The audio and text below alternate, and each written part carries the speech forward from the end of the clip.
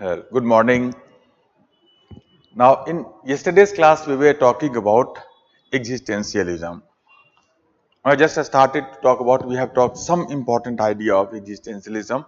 Rest of that, we will talk about in this class now. So, yesterday we had seen, to have a small recap of what we did, that existential thought can be understood in terms of three basic ideas. First was absurdity, which essentially means that life is absurd. There is no inherent meaning, purpose or justification of human life. We come in this world, we exist in the world, but without any purpose, without any meaning.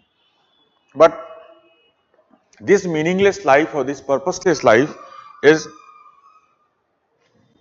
we can say something that is difficult for us to accept in general, and because of that absurdity is a problem that we have to solve. How do you solve the problem of absurdity? By creating a meaning and purpose in our life. How? We'll talk about that in today's class. Second important thing that we have talked about, which makes it possible for us to find the solution to the problem of absurdity. There is a problem and there is a solution. That solution comes from this second fact that we have talked about yesterday, was that man is always free. So freedom is the only essential condition of human existence according to them. Every single moment, well, we are free to make a choice, and through the choice that we make, we create a meaning and purpose in our existence. So we'll talk about that, how this choice becomes a purpose in today's class. And third important thing that we had talked about was responsibility. So we had seen there, or before that, let me take a question that I think has come.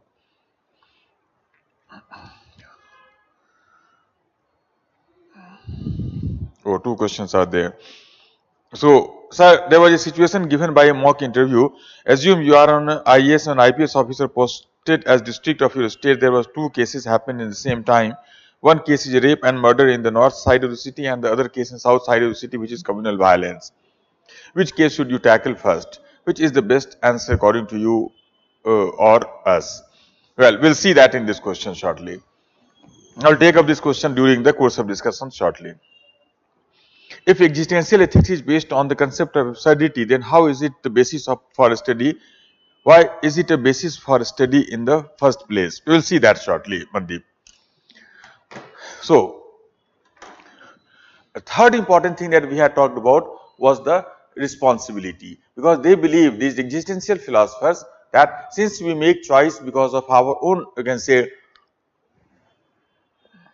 freedom at all the times, so we alone are responsible for every choice that we make and all its consequence. So every choice that we make and all its consequence. But this sense of responsibility that freedom gives to us is a heavy burden on man, which many of us are not willing to bear. Because of that, we often try to escape from the responsibilities of our choice. But according to existential philosopher, as we will see shortly, that this escape is impossible. We cannot actually escape from such a responsibility. So, any such attempt to escape from the responsibilities of our choice will make our choice unethical. So, this is where the ethics part actually comes up. But before we talk about ethics part of this theory, let us talk about that how the burden of responsibility actually disturbs us, creates problem for us. Why is it a burden for us? So that we will like to discuss here, the meaning of term responsibility, burden of responsibility, etc. a little before we go to the ethics part of the existential theory. Now, in order to understand the meaning and importance of the term responsibility and freedom, maybe, freedom is actually responsibility according to these people. So before that, I will like to talk about one interesting and perhaps one of the most famous perhaps quotation of Jean Paul Sartre, one of the founders of this philosophy. So he had said, there is a quotation of Sartre, one of the, perhaps the most famous quotation of him, that he had said that man is condemned to be free. Condemned to be free.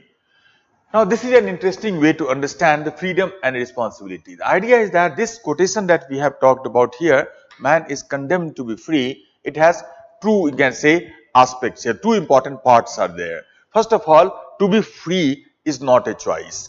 To be free is a condition that we cannot avoid. It is just like we are on the earth. We cannot avoid being on the earth. So, we are among, you can say, in an atmosphere which we cannot avoid to be in that atmosphere.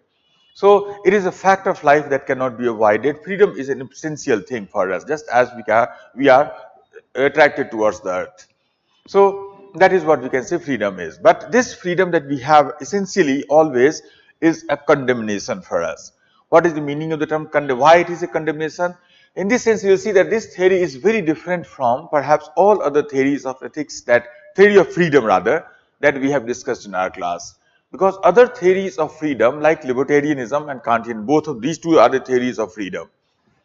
So, they talk about freedom as an important aspect of human life.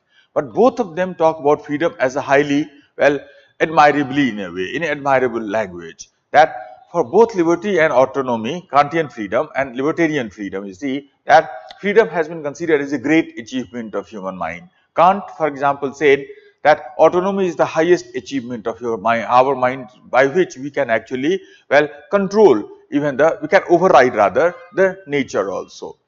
So, that is the highest achievement of our mind, and you must always try to be free. That is a thing that he always, so it's a great achievement, it's a great admiration that we have.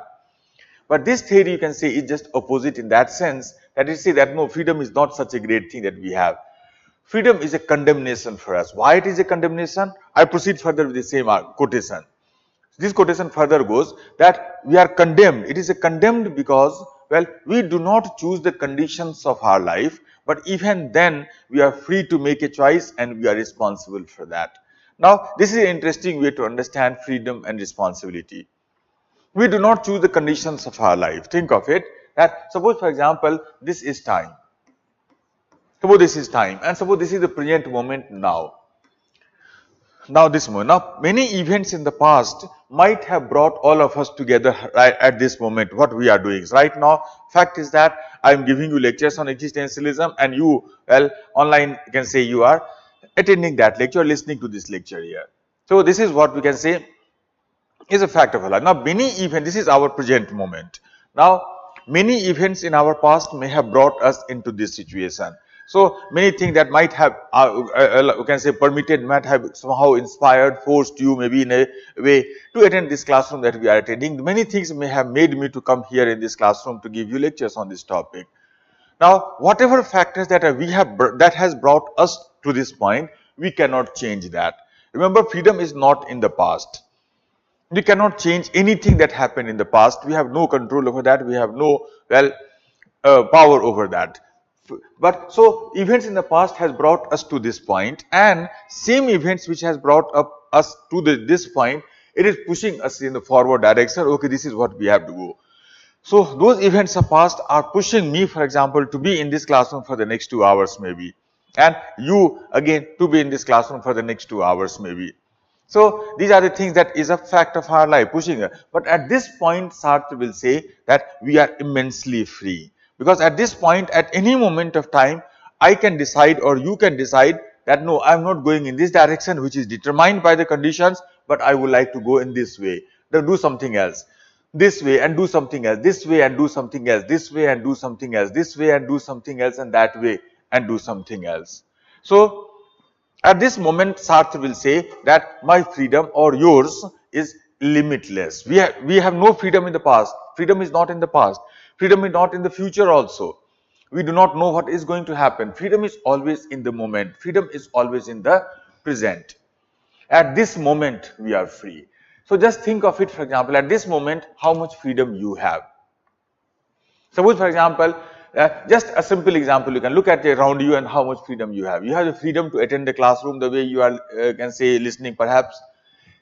You have the freedom to switch off your mobile or computer and leave the lecture. You have the freedom to keep the mobile on and go out of the room. You have the freedom to have a glass of water. You have the freedom to have a cup of coffee maybe. You have the freedom to, well, many other things that you can at this point. You have the freedom to even jump out of the window that you are sitting in room. So that is a wrong thing to do. That will be difficult and problematic. Don't do that. But that is an undesirable choice. But even then, that is still a choice that we have. I can jump out of the window that is there, and well, we have the consequence for that. So at this moment, yes, you have the freedom to keep on listening to lecture, but imagining something else in your mind. You have the freedom to write what I ask to write. You have the freedom not to write what I am asking you to write. You can make a note other than what I dictate that I write on the board. You have the right, have the freedom not to make that note as well. So at this point, your freedom is limitless. Your freedom is immense. We cannot count how many freedoms and how many choices at this moment we have. So this is what he says, that freedom is not in the past, freedom is not in the present, freedom is always in the moment. At this moment, we can do limitless things. We have large number of choices and we can make any of those choices, though we choose to be in the classroom here, but that still is a choice that we have. We have other things also that we could have done. So this is interesting to say. Idea of this theory is that this theory says that conditions in which we find ourselves in of life, not only in this classroom, conditions of our life is not our choice. Just think of it, how many things in your life is your choice? Just think of it. You were born at a particular time. Was that your choice? You were born in a particular, against in a particular historical period, like millennials, for example, information technology revolution. Was that your choice? You were born in a particular family. Was that your choice? You were born in a particular caste. Was that your choice? You were born in a particular religion. Was that your choice? You were born in a particular state, in a particular linguistic area. Was that your choice?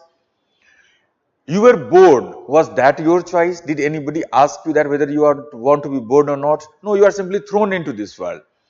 So most of the almost everything about your life, even your name, think of it. How many of you can claim that your name is your choice? We often take pride in our name. Somebody asks us, who are you? You first thing that you say, oh, I am this. So you take about your name as an identification mark and identity for yourself. But even that name, chances are high, is not your choice. So almost everything about life is not our choice. We are put into a certain situation and then after, well, without our choice and all, but even then we are responsible for everything happens to us. That is why it is a condemnation. Given a choice, perhaps most of you might have liked to be somebody else. Did it occur to you that life would have, did you ever think like this one, that life would have been better had you, or different rather at least, life would have been very different had you been someone else? Had you been born in a certain family, maybe in a Amitabh Bachchan's family, maybe in Mukesh Ambani's family, maybe in a British royal family? So we all sometimes imagine, had I been that person, then perhaps life would have been, well, very different from me. I would have enjoyed that life more than what I am doing right now. We often think like that. You know, Steve Jobs had said that I will trade all my wealth with one evening for one evening with Socrates. So, because Socrates every day in the evening, you may have heard about that he used to sit on a corner town square in a city and used to gather young people in that area and used to discuss some of the important ideas of philosophy, ethics, etc. We often call it Socratic method of teaching. Dialogue, through the dialogue you teach others rather than giving lectures that we are doing in this classroom. So, dialogic way of teaching, Socratic method of teaching. That was a very enriching and enlightening method of teaching in a way. So, well, so he thinks that, okay, that I will give all my wealth just to have one evening with Socrates in that Athens square. We all think like that. Had I been someone else, perhaps life would have been different. I would have enjoyed life better perhaps. But you are you is not your choice. Even then, everything that you do, you are responsible for that. That is what makes life sort of unfair if you look at ethics again. Had we chosen everything about life and then we are responsible, that would have been fair. But we are thrown into a certain situation, a certain economic condition, a certain caste condition, certain religious condition, certain cultural condition and all, and we are told you are responsible. Now, that is where the burden comes up, that we do not choose the conditions of our life, but even then we are free. And because of that freedom, we are always responsible for everything that we do or we do not.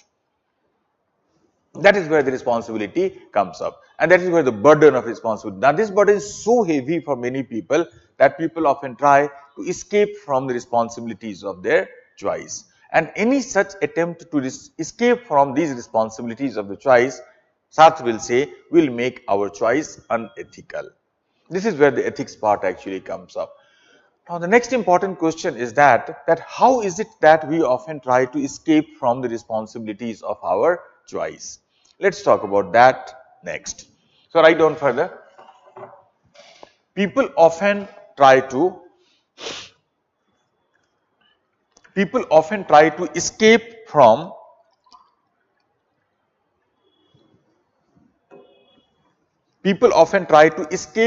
the responsibilities of their choice.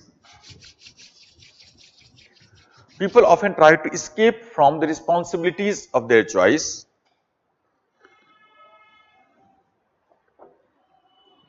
by the following. People often try to escape from the responsibilities of their choice by the following.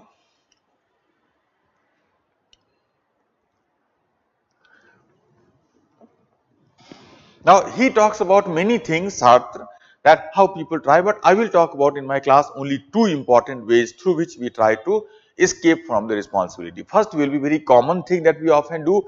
Second will be more dangerous thing that often creates problems for the society and all, including in bureaucracy. So, we will talk about two important ways through which people try to escape from the responsibilities of their choice. First one is, some people refuse to make any choice at all. Some people refuse to make any choice at all and think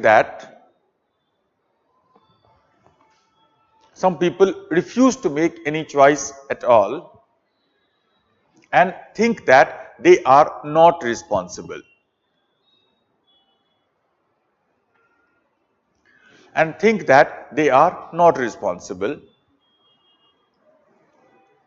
But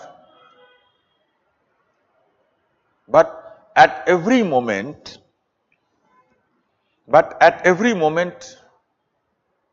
or 1 minute, some people refuse to make any choice at all and think that they are not responsible. Cut everything else and think that they are not responsible. Now, before we write further, let us talk about that. Idea here is that he says that there are some people, they simply refuse to make a choice, they do not make any choice. It is something like this. Suppose, for example, at this point of time, suppose you have three choices in front of you, say A, B and C.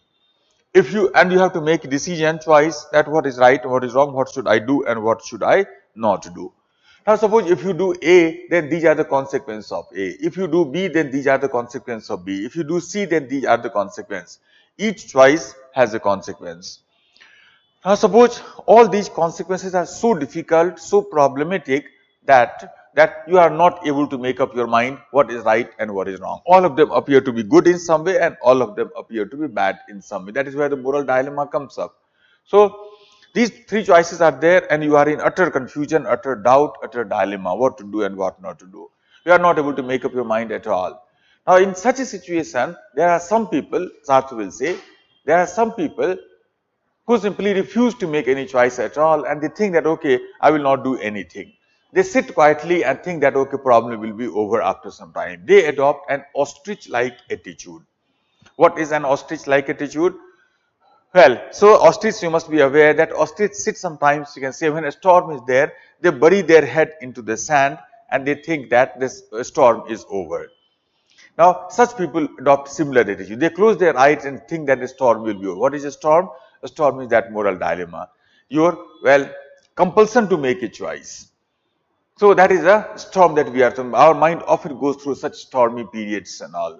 So, he will say that in such a situation, there are many people who refuse to make any choice at all, sit quietly, close their eyes and think that the storm is over and they are, not responsible because they did not do anything. But, write down further, but according to Sartre,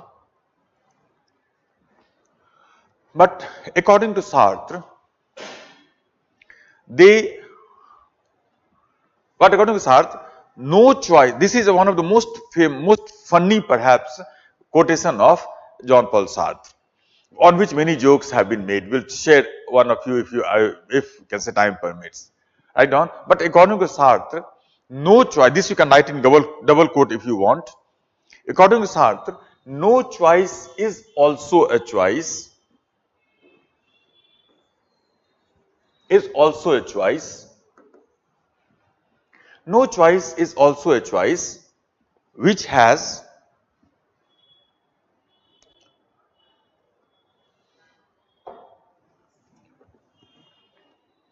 no choice is also a choice which has as definite and certain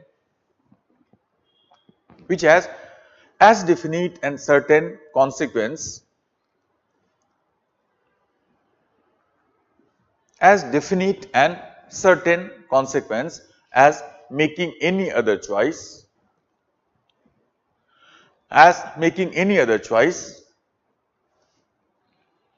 and they are still responsible for that.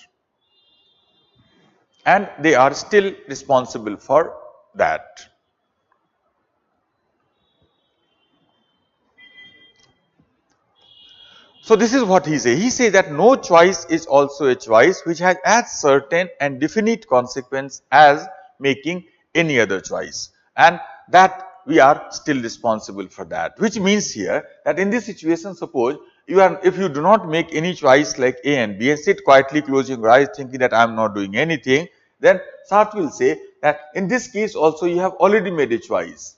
That is suppose D, and that is what? No choice. And if this no choice also which have certain consequence which is as definite and certain as these consequence, and you are still responsible for that. So for example, if you do A, then you are responsible for these consequence. If you do B, then for these consequence. If you do C, then these consequence. And if you do not do anything, then also something will happen and you are still responsible for that. You cannot simply say that I did not do anything, because not doing anything will also have certain consequence, and you are responsible for that. You cannot simply say I did not do anything wrong. He has said, there is another quotation of Sartre in this manner. He said that by not making a choice, we have already made a choice that we will not make a choice. That is still a choice. Human beings can never not make a choice, because even not making a choice is a choice that we actually make, and there will be consequence for that, and we will be responsible for that consequence equally well.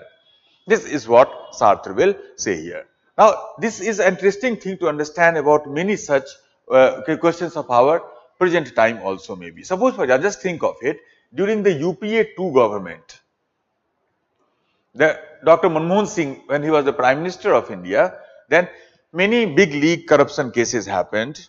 2G scam or coal mine scam, all of you know about that.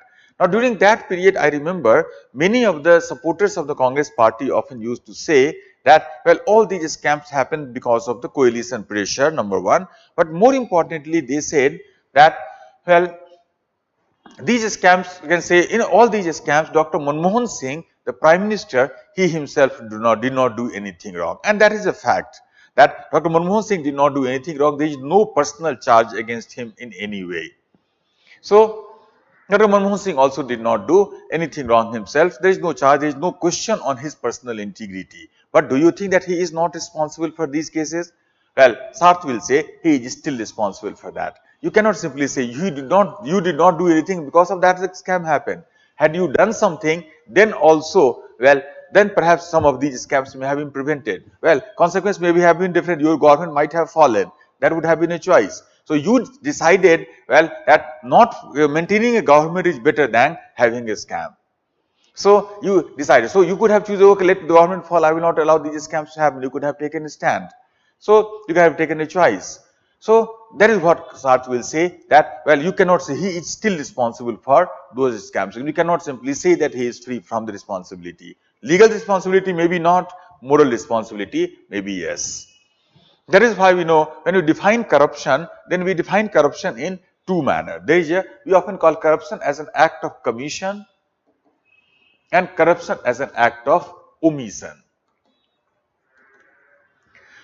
So when you do something wrong, then you are responsible for that. That is what we call corruption. and if you do not do anything, then also something will happen and you are responsible for that. That is called also corruption.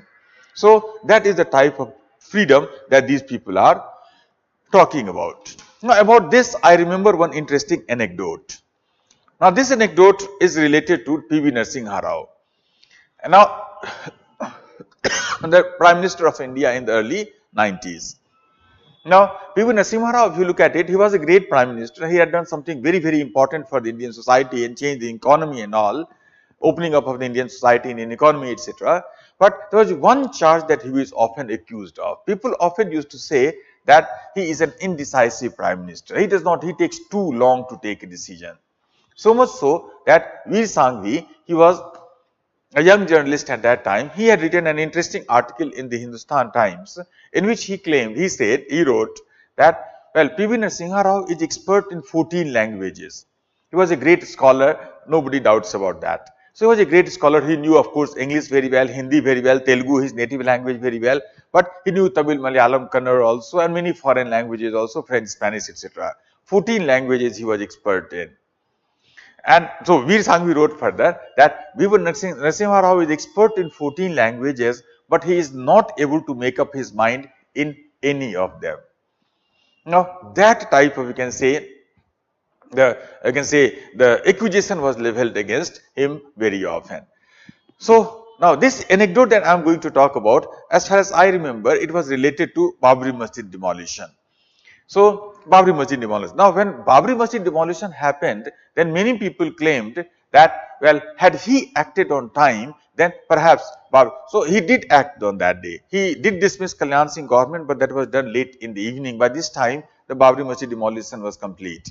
So many people say that had he acted on time, then perhaps the demolition of Babri Masjid might have been prevented.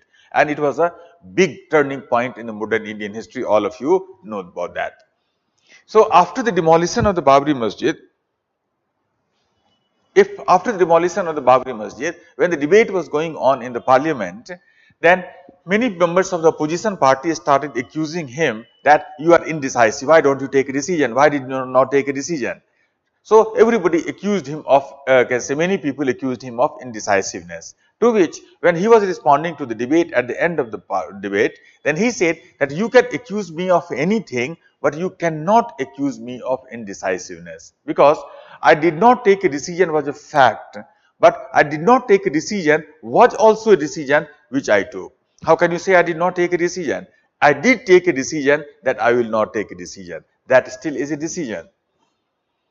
To which Atal Bihari Vajpayee, who was the leader of opposition there in the parliament, he, in his characteristic style, he said, in Hindi of course, he said that ye to karm yog ki parakastha hai. This is the extreme of action orientation, that you are not doing anything, then also you are taking the credit for that.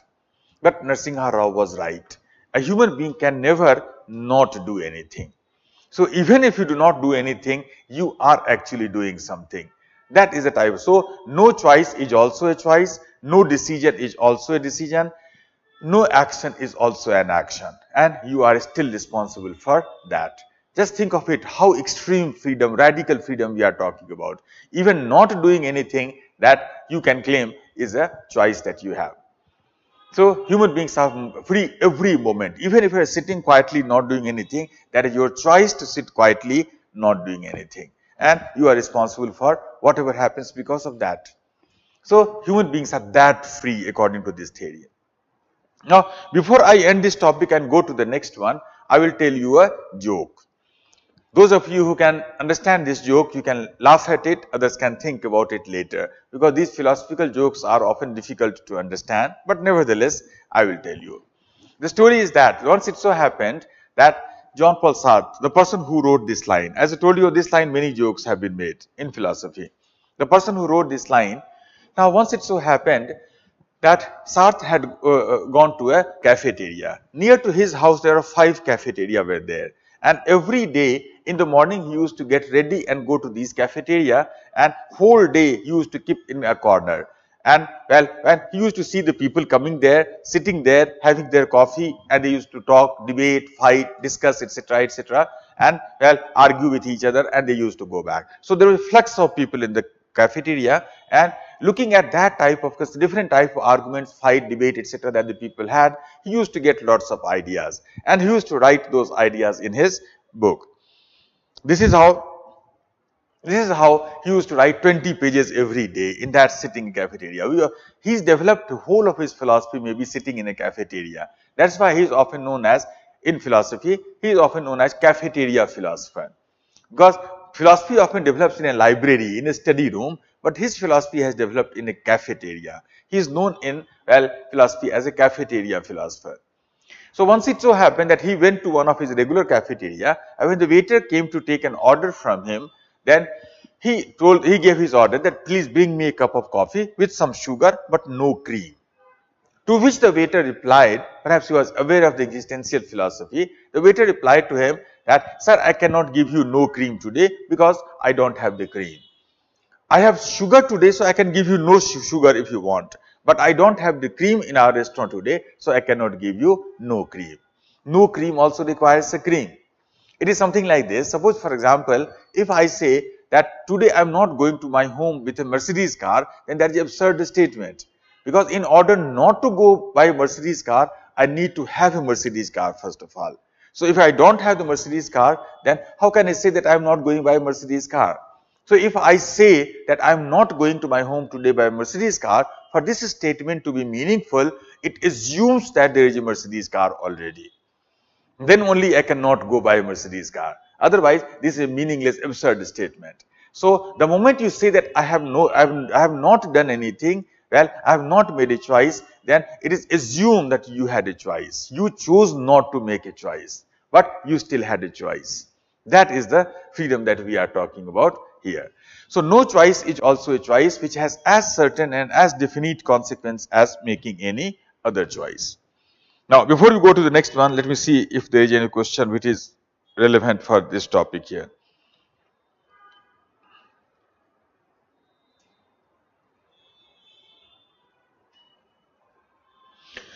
Yeah, there was a question by Nayan, if these existentialism philosopher would have the same thought about every man is condemned to be free of, well, this also we will talk about in the later part. Yes, we will take up this question. Recently, one scientist from ISRO had become a victim of honey trap by a Pakistani spy. Pakistan agent introduced herself, yeah, girl is herself, MI, as a girl to the ISRO scientist, and thus good relationship got established and leaked a law of India's secret in development. Victim got 2 years of jail in prison. As a matter of ethics. Well, not relevant for this topic, but we will take up this class at this question also maybe towards the end. Now, so no choice is also a choice and we are responsible for that. This is what a first important thing. Now, second important thing that he will talk about is acting in what we call, write down, acting in bad faith. Acting in bad faith, which is sometimes also known as inauthenticity.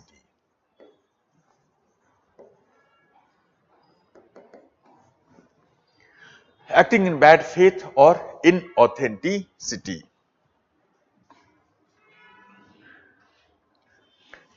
Now, write down a few lines firstly. It is very complicated, but it's a very important concept, acting in bad faith. According to Sartre, as we will see shortly, that this concept is specifically important for bureaucracy. Especially important for bureaucracy because he believed that, well, the can say most of the bureaucratic wrong happens because of this thing. So this is particularly relevant for bureaucracy. Most of the bureaucratic wrong, including what happened in Hitler's Germany, somebody had asked a question about that. Well, it happens because of this particular thing. So it is especially relevant for bureaucracy, as we will see. Write down firstly. Some people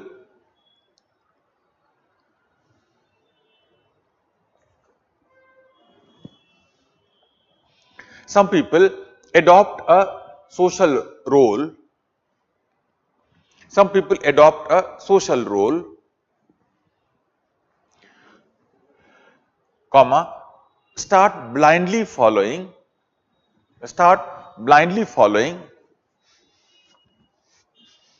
all the expectations,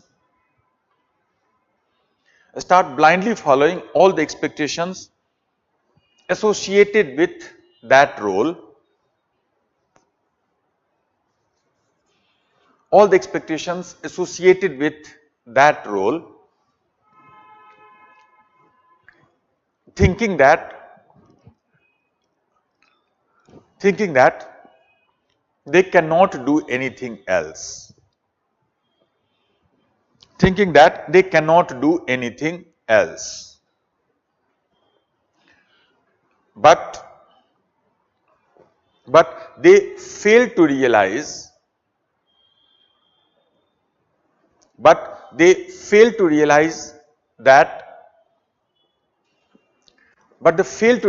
that at every moment,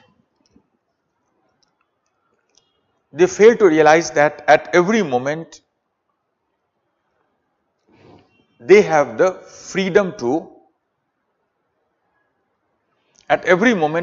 freedom to,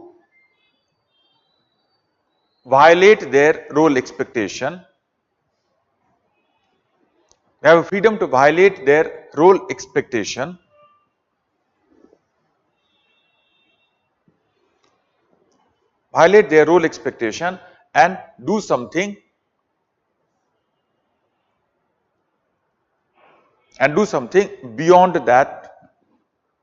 and do something beyond that.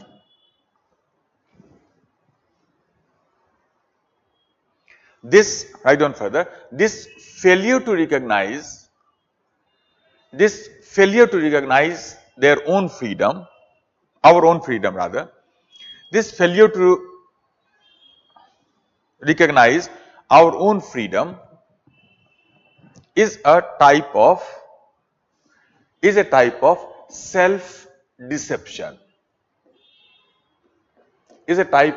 self deception. Called acting in bad faith. Was a type of self deception, acting in bad faith. Now this is what these people will say. The idea here is that they will say here that some people adopt a social role. What is the meaning of that?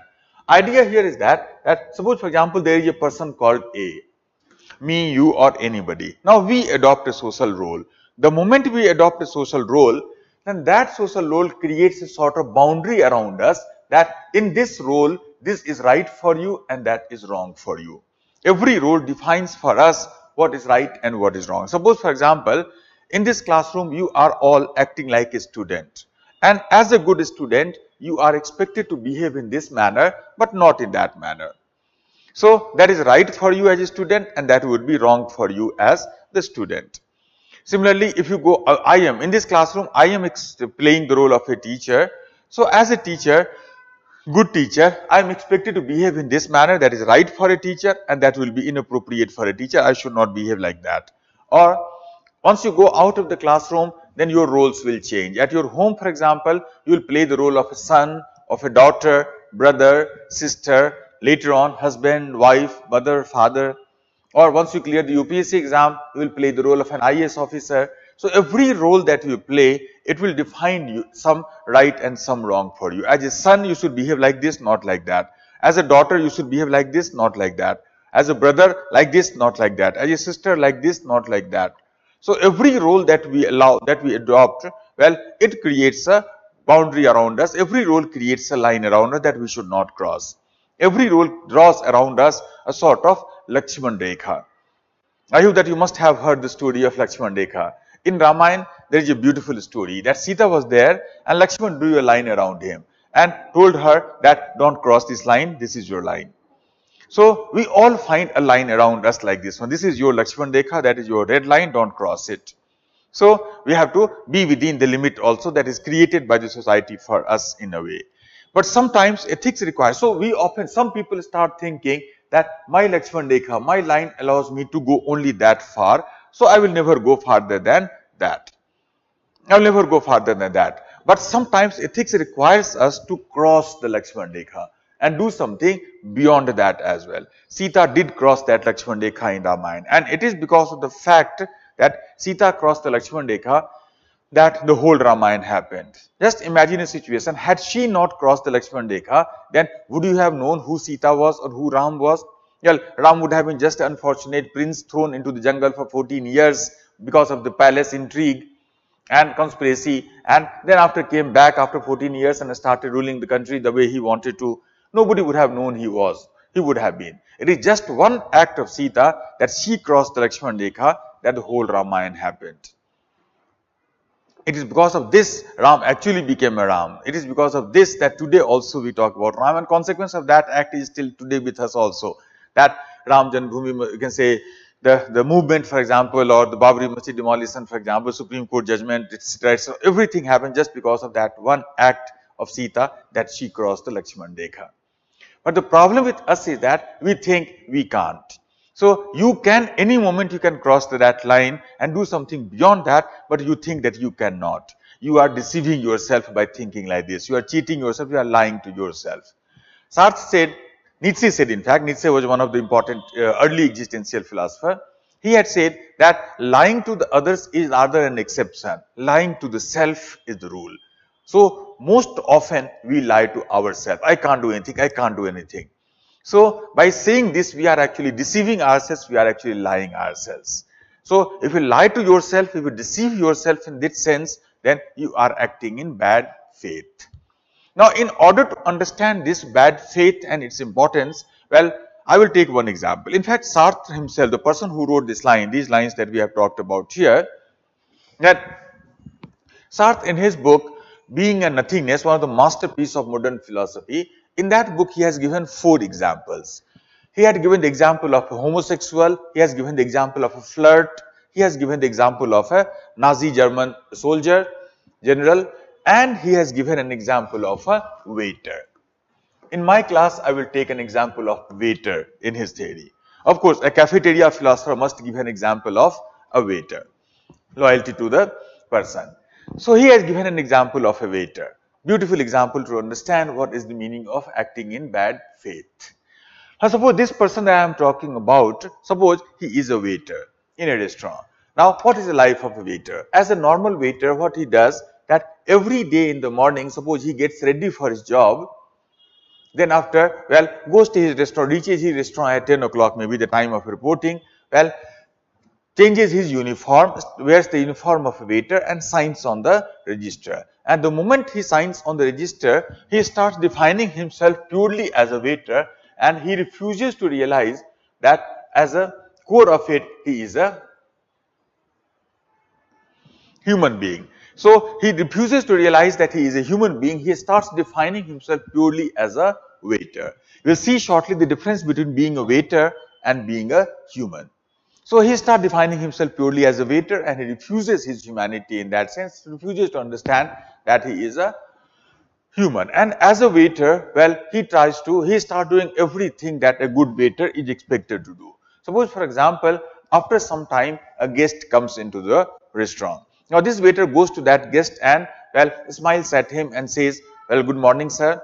Then after offers him a seat, and then after, well, I can say offers him a seat, then after, well, gives a glass of water to him, then after takes all the orders on a paper, goes to the kitchen, delivers that order to the kitchen, waits for 15-20 minutes for that order to be ready, and after, this is what the waiters are expected to do, this is what he is doing now, like a good waiter. So after 20 minutes, if the order is ready, then he is carrying that tray on his hand and going to deliver that tray to the guest. Now during all this while, suppose he keeps on thinking in his mind that life is so boring, life is so bad, yes, every day I have to do the same thing so mechanically, so robotically, I have become more like a robot, like a human rather than a human being. Internally, perhaps, for example, he might be very angry, he may be very sad also, he might have a fight with his wife in the morning, very common thing in many families. So he might be angry in his mind, he might be sad in his mind, but well, looking at this guest, he has to smile because a good waiter must always wear a smile on their face. So looking at this guest, he must smile. So he keeps on thinking, life is so bad, so boring, so mechanical, so robotic. I don't like to look at this person, but still what to do? Job is a job. So he thinks in his mind that what to do, job is a job. Thinking that, well, he keeps on doing everything that is expected from him to do as a waiter. and thinking that I can't do anything, a job is a job. If he thinks like this, then Sartre will say that he is acting in bad faith.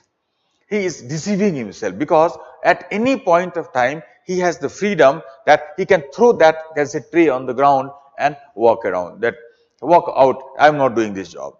There will be a consequence. He may lose his job, he may have financial trouble, but just because the consequence is bad does not mean that he does not have a choice.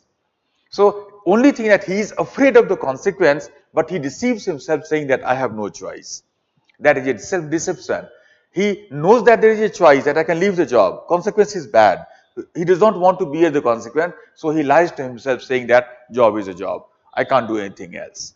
So if he does so, then he is acting in bad faith. Any such situation. Suppose, for example, in this classroom, I entered the classroom at 11 o'clock and I am expected to give you lectures till 1 o'clock here in this classroom. If I start thinking in my mind, life is so mechanical, every day I have to come here and give lectures on these philosophical topics and all, then what to do? Job is a job. If you start thinking like this, then Sartre will say that you are acting in bad faith, because at every moment of time I have the freedom that I can take this bike out and throw that on the ground and walk out. I am not going to teach you. Not be happy, I am not going to do that. But I do have that freedom at every moment. If I realize that yes, I have the freedom, then I will be aware that being in this classroom at this point of time is a choice. It's not a compulsion. It's not a force on me. I have a choice to be in a classroom. I have the choice to leave the classroom at any point. If I leave the classroom, consequence may be bad. I may lose my job. I may have financial trouble. But that does not mean that I do not have the freedom. So he said that freedom is there. We have to realize that if you are working as a waiter, it's your freedom, choice. If you leave the job, well, it also has a consequence that you live a mechanical life maybe. If you leave a job and walk out, well, that also is your choice. That will have a consequence, but every choice or no choice has a consequence. The idea is that here, idea of the bad faith is that the society always, think of it, society always tries to define us. Society always tries to give a definition to us who we are. At the moment we are born, that definition is imposed upon us. Just think of it, that the moment you are born, first definition is given to you. What is that? Well, you are a boy or you are a girl. And the moment you are defined as a boy and girl, then, well, you are expected to behave. So as a boy, you should behave like this, not like that. As a girl, this is right for you, appropriate for you, that is inappropriate. So society always tries to impose a certain expectation pattern on that. That blue is for boys, pink is for girls. For boys, football. For girls, kitchen set. So we often start creating, boys and girls as they grow up, they blindly accept that definition. So, okay, I am a boy, so I should behave like this. Or I am a girl, I should behave like this. We start accepting that line that is drawn around us. And as we grow up, many more definitions are given, that you become a son, you become a daughter, you become a, well, brother, you become a sister, and all these definitions that is given to you, it draws a Lakshman Rekha, and you are expected not to cross it. Most of the people accept that line blindly, and they start thinking, okay, I cannot go beyond that line. My life is just limited to that line. But some people always try to cross the line. That is what is the requirement of freedom is. So most of the people, think of it, most of the people become normal son. And there are some people, they push the boundary and they redefine what it means to be a son. Who could be the example of such a person in Indian mythology? Well, I hope that you may be aware of the story of, say, Shravan Kumar. So whenever we take the name of a son, then people often take about that son should be like a Shravan Kumar. So what was so special about Shravan Kumar? Because he pushed the boundary and he created a new definition of what it means to be a son. So most of the people become blindly accepting whatever it means to be a son, and some people push the boundary and they create a new meaning to what it means to be a son.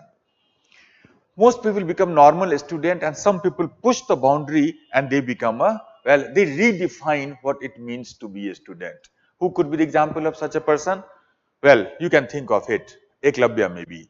So in traditional Indian social structure, not in today's time, but in traditional Indian social structure, Eklavya might be considered to be an ideal. So he pushed the boundary and redefined what it means to be a student. So this is what we can see that the acting in good faith means. Most often people often refuse to push the boundary. Well, most people become normal civil servant. If you take civil servants, most people become normal civil servants, and some people push the boundary and they redefine what it means to be a civil servant. In this case, perhaps the best example that comes to my mind, you can think of many such examples, could be the case of T.N. Seshan. When the T.N. Seshan became the chief, only election, that was the time when only EC was there. When he became the election commissioner of India, then before that, I remember perhaps that election commission was a very low profile job. Nobody knew who the election commissioner was. Yes, just during the time of election, in some corner of the newspaper, you will mention his name. So, low profile job in a way, appear to have, well, not much role to play in the public life and all. Now, when T.N. Seshan became the election commissioner, then he asserted himself, he pushed the boundaries.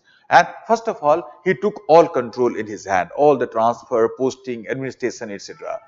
Not only that, he created so much of troubles for the politicians of that time that after him, the whole institution of election commissioner changed. After him, it became multi-member. Before him, it was a single member commission. After that, it became multi-member commission, 2 ECs and 1 CEC. So, he pushed the boundary and he gave a new definition of what it means to be an election commissioner. And because of that, he became an, well, ethical example of that. Today also, whenever there is a controversy about elections, people often ask this question that had T.N. Seshan been there, what he would have done in this situation. People often ask that. That is what his importance was. People don't ask about other election commissioner. People often ask about, because he was the person who pushed the boundary. He created a new boundary. He was the person who pushed the meaning and he created a new meaning for what it means to be an election commissioner. This is what this theory will say. If you don't do that, then you are acting in bad faith, you are deceiving yourself. Just think of it. Take any such example. Let's take one more example. Suppose you are a police officer. Suppose you are a police officer and one day your senior comes to you and he tells you that go there and kill that person in a fake encounter. Unfortunately, these things are not very uncommon in our country these days. So, you are told to go there and kill that person in a fake encounter. Now, in this case, most of the police officers who kill people in such fake encounters, remember, they are not criminals. They are normal people like any of us. They belong to our family, they belong to our neighborhood, they belong to our society, they belong to our relationship. They are the normal people. They don't want to kill people. They are not murderers, these police officers. They are not murderers, they are not criminals. But even then, what do you think? They think perhaps in their mind, well, I don't want to kill this person. Well, but what to do? Job is a job. Order is an order. So, if you think that order is an order, then Sartre will say that you are acting in bad faith. Because even if you are given this order by your senior to kill a civil servant, kill somebody for example, then also, well, you have many other choice. Just think of it. Suppose for example, you are given this order by your senior as a police officer that go there and kill that person in a fake encounter. What are the choices that you have? When I ask this question in my physical classroom, then within a minute, more than 10-15 choices come up. Think of how many choices you have. First choice you have is that, of course, you can follow the order and kill the person. That still is a choice. You have second choice, you can simply disobey. Tell the boss, sir, I am not going to do that. It is unethical. There will be consequence for that. But remember, everything has a consequence. If you follow the order, then also there is a consequence. If you disobey the order, then also there will be a consequence. You are responsible for this also, you are responsible for that also. So second choice that you have, you can simply disobey your boss. You have a third choice also. Third choice is that you can simply sit on the order, don't do anything. No choice is also a choice. You can choose not to do anything, neither disobey nor obey. Sit quietly, sit on the order. You have the choice to, fourth one, you can go on leave. Next one, you can try to kill a person, fire on him, but misfire. Instead of firing here, fire above the head. And let the person run away and tell your boss, sir, I tried, but he somehow, well, I could not kill him. Or you have other choice also. Before trying to kill him, inform him somehow. Well, I am coming to kill you, please save yourself. And then after, when you reach there to kill that person in that encounter, that person might have ran away. You can tell your boss, sir, I tried to kill, but perhaps he got some inclination. He made an arrangement for that. Or you can see, you can complain to the senior authorities, maybe senior officer. You can go to CVC, you can go to CBI, you can go to media also. You can resign from the job. One of my students told me, sir, I will kill my boss. You should not do that, but that still is a choice. So think of it, within a minute sitting in a classroom like this one, we can think about 10-15 choices. But the problem with the civil servants is that they sit quietly, they think, I can't do anything, order is an order. If you think like this, then you are acting in bad faith. So bad faith means that explore your choices are there. You cannot be unfree.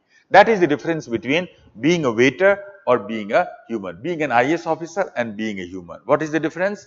As a waiter or as a police officer or as a son or as a daughter, well, our choices are limited.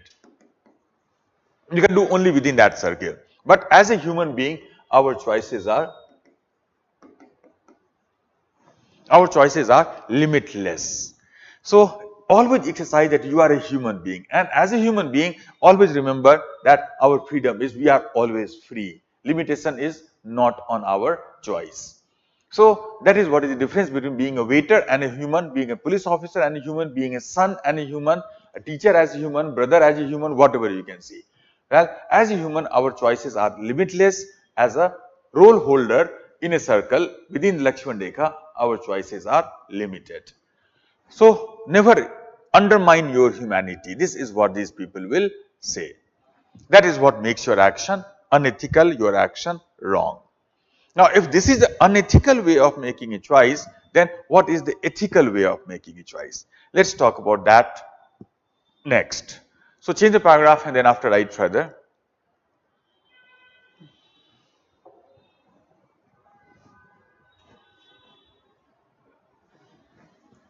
Acting in good faith.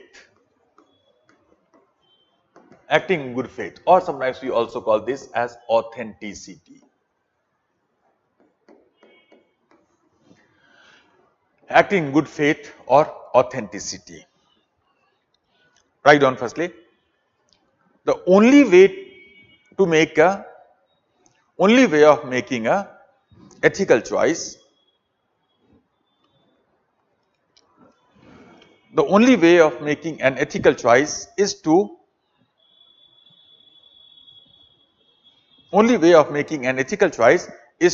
act in good faith. The only way of making an ethical choice is to act in good faith.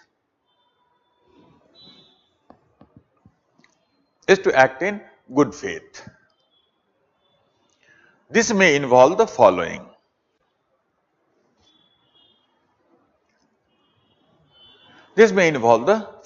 Steps.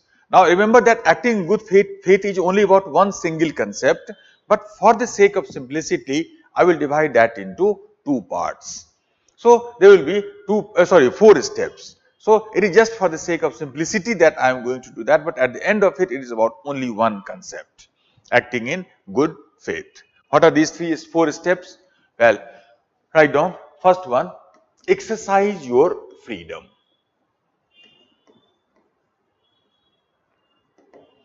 Exercise your freedom. Now, there is a first thing that you have to remember. As a human being, always keep in mind that we are always free. There are always choices that we have. Without choice, we can never, exist in this world. Freedom is the only essential condition of human existence. I dictated you in yesterday's class. You wrote that. So, always remember that we are free. Freedom is the only essential condition of our existence. We cannot be unfree. So, always realize that you are a free person. You have a choice. So, exercise your freedom always. Don't limit yourself within the Lakshman Rekha created by the society for you. Now, what is the meaning of that exercise? How do you exercise your freedom? We have talked about that, but write down further. This means to explore all the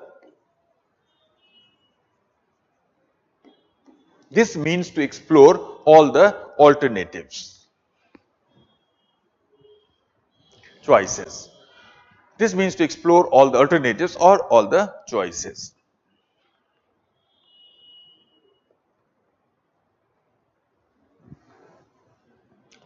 Now, that is the next important thing. The idea here is that remember that freedom means choice, as we have seen in yesterday's class. Explore what are the choices that you have. Suppose, for example, At this point, you explore that there are three choices in front of you, say A, B, and C.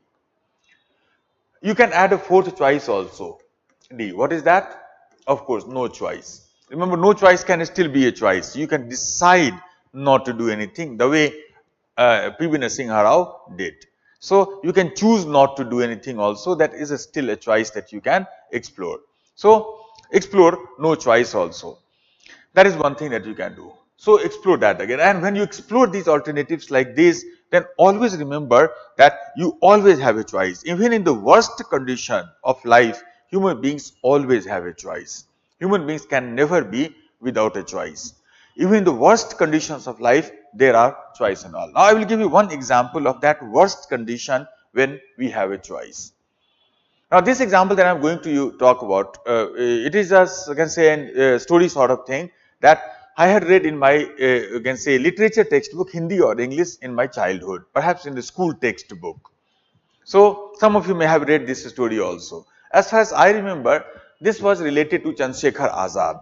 The story was that once Chandrasekhar Azad, the freedom fighter, Chandrasekhar Azad, when he was a young child, I can say, and he did something against, was revolutionary bent of mind always he had. So, he was arrested by a police officer once in Allahabad, an English police officer, and he had done something which had made this officer extremely mad with anger, and this officer wanted to kill him. But after arresting somebody, you can't kill him because Britishers also have at least a pretense of the rule of law. So, he could not have killed him, but he tried to find out a way, how can you make this young man die without killing him? Then what he did, that it was extreme winter of December and January, and Allahabad, the temperature was almost sub-zero temperature, freezing temperature. Now, in that extreme winter, well, what he did, the police officer, he first of all took all the clothes out of this boy, naked boy, just a small knicker to wear. So, a naked boy in that police station, a small cell was there, he put him in that small cell the whole night, without any cloth on his body, without any quilt, without any blanket, without any source of warmth or heat. So, in that extreme winter, he kept him like that in a small cell, and he expected that by the morning he will die of cold. Anybody will die in such a situation. So, he expected him to die of cold by the morning. Now, in the morning, the police officer was came there, expecting that he will see the dead body of a young boy there. But when he reached the police station, he found that this young man, he was sweating, he was perspiring. What happened? The whole night, he kept on doing the push-ups. And by the morning, he was so warm that he was perspiring and he was sweating, and this made that police officer mad with anger. Now just think of it, what might have been going on in the mind of that person at that time, that boy? Well, he might have been thinking that, okay, you want me to die, but I refuse. In such a situation, most people choose to die. Remember, death is always a choice in such a condition. So, most people start thinking, well, life is so bad that these people have put so much of pressure on, these Englishmen are so bad, but what to do, I have to die. And they quietly die in such a situation. But here was this young man, he said, okay, you want me to die? I refuse. Let me see what I can do. So, and he explored that freedom and he decided that, well, instead of dying, I will keep on doing push-ups all the night. He could have chosen to die also, like most of the people. He chose not to die by doing push-ups. And by the morning, he was so warm, so can say he heated that, well, this is how he saved his life. So, this is what, even in that worst condition of life, maybe he still chose a way. He still had the freedom and he exercised that. So, always remember, even in the worst condition of life, we have some choice. Human beings can never ever be without a choice. So, never think that you have no choice. Let me take one question that I think would be now relevant to answer.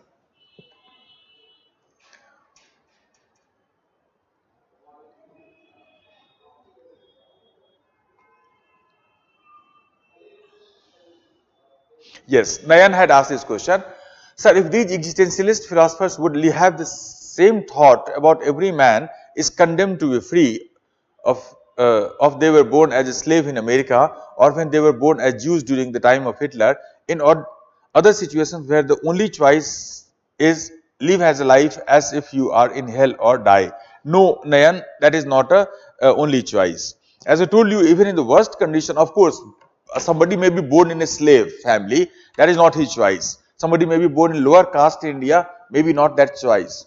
So we are born poor sometimes, maybe it's not our choice. That is the meaning of that condemnation to be free. But even then, at every moment we have a choice. Even a slave had a choice. What choice that he have? They had a choice to become to remain slave, and they had a choice to rebel against them and change the whole system of slavery. Have you heard the story of Amistad? I may suggest to you that watch a film. There is a beautiful film of Steven Spielberg called Amistad. It was about the last slave, can say, ship that was being taken from Africa to America, slave trade. And in this case, many slaves were there, they revolted. And that revolt of these slaves actually created a whole movement in America that ultimately ended the slave trade. Now, these trades, so other slaves simply accepted, okay, I am slave, I can't do anything else. And here where there are some slaves, well, they chose to revolt against that. They may die, but remember, death is always a choice. So, you decide to live as a slave or you rise. Bhagat Singh also was given a choice that either you apologize or you will be killed. You will die. He chose to die in that case. Some other people have chose to apologize also. I will not name those people, but you know about them. So, there are many people who tendered an apology, and Bhagat Singh was a person who did not tender an apology. He chose to die. So, death is not a problem, remember. That's yes, but at least you make a choice, okay, I am not going to live like this one. It is better to die rather than to live, revolt against that. And because of such revolt, ultimately system changes. Bhimrao Ambedkar, he was born in a Dalit family, but he exercised his freedom. And that's why they changed the whole system in the society after that. He could have lived like any other Dalit boy. He chose his freedom maybe. So, in extreme condition also, like person may be extremely poor condition, extremely bad social condition, slavery, etc. They also have a choice. Only problem is that they do not explore that choice. They start thinking, I can't do anything else. And then after they simply accept the line that is created around them, that circle, Lakshman Rekha. And then after, well, situation perpetuates like this. We all have the freedom to go beyond that line. Some people go that and they are the ones who change the world. So, this is what existential philosopher will say. Next question, Nimai had asked, sir, recently one scientist from ISRO had become the victim of honey trap by a Pakistani spy agent. Pakistani agent introduced herself as a girl to the ISRO scientist, and thus a good relationship got established and leaked a lot of India's secret development and mission, and that scientist got arrested. Victim may get 2 years of lifetime imprisonment or penalty or both. Is it justifiable as a matter of ethics? Definitely it is justifiable because he is not a victim. He is a criminal. So, he was given in charge of, he was not to be honey trapped. So, people may try to trap you. Can you blame them agar that can say somebody else can say it entices you to do that? You are guilty for that. Somebody asks you to jump out of the window and jump into a well. Would you jump in that? It is your fault. So, in this case, he had a choice to reject that girl, and he had a choice to enter into that relationship and being trapped. He is responsible for that. He must be given punishment. Otherwise, well, any other people can go get trapped like this one. How can you protect the secret of can say, he is not a victim, he is a criminal in that case. Being honey trapped is your problem, and you must be responsible for that. This is what he will, existential philosopher will say.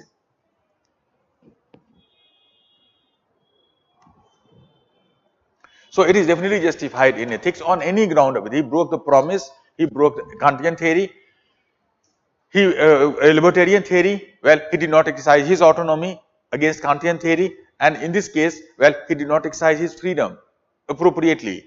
He exercised his freedom badly, and he is responsible for that. So, this is what existential philosophy will say about that case also.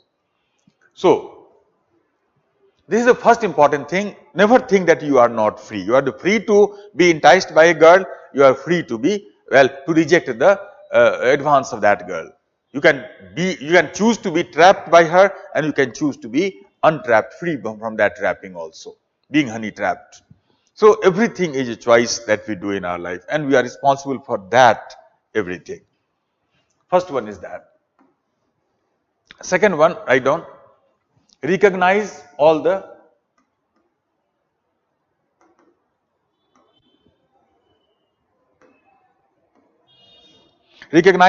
consequences of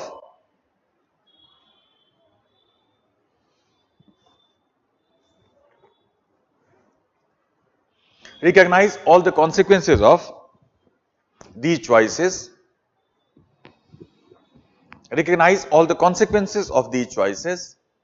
So that is second important thing. So every choice has a consequence. If you do A, suppose these are the consequences, recognize them. If you do B, then suppose these are the consequences, recognize them also. C, these are the consequences, recognize them also. And if you don't do anything, then there will be consequence, recognize that also. So everything has a consequence. So if you die, that is a consequence. If you do the push-ups, that is a consequence. So everything has doing push-up has a consequence, that you will remain warm even in winter, and not doing push-up, well, will have consequence that you will die by the morning. So except that advance of that girl has a consequence that you will be trapped, and not accepting that advance on social media by a girl, that will have a consequence. So everything has a consequence, recognize that. That is the second important thing. Third important thing will be, write down, make a conscious choice.